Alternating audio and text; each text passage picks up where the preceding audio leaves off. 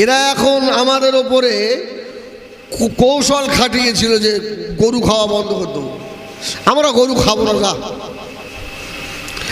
আল্লাহ গরুর গোশত, আমরা মাংস বলবো না।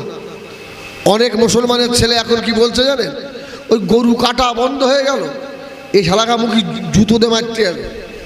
আমরা গরু কাটি, আমরা গরু কাটি, আমরা জবেহ করি, হালাল করি।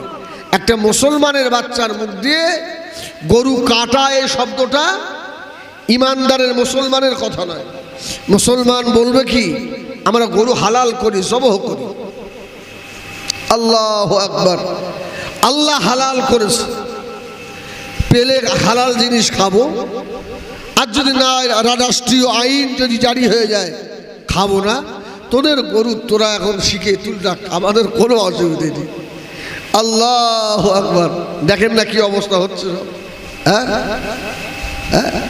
আরে আসলে সরকারের মাথায় এটা নেই। আচ্ছা, সোর বেশি না গরু বেশি?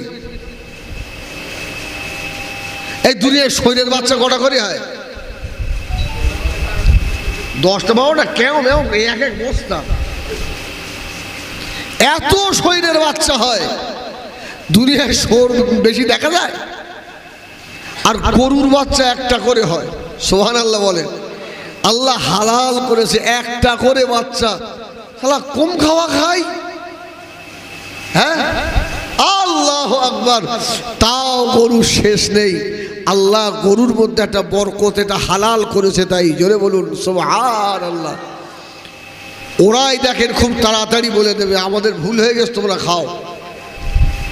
হ্যাঁ, ওদের মুশকিল তো। আল্লাহ বলছেন আল্লাহু খায়রুল মাকিরিন। তোরা আর কত কৌশল জানিস?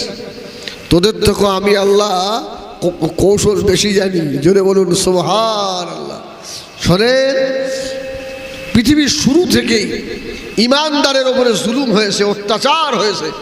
কিন্তু ইমানদাররা যখনই সবর এখতিয়ার করেছে, ভরসা আল্লাহর ওপরে করেছে, আল্লাহর সাহায্য এসছে। সুবহানাল্লাহ বলে। হ্যাঁ, যা মুসিবত তোদের ওপরে আসে বান্দারে, সব তোদের দুই হাতের কামাই করা। আমি আল্লাহ তো অনেকগুলো তোদের ক্ষমা করে দিই।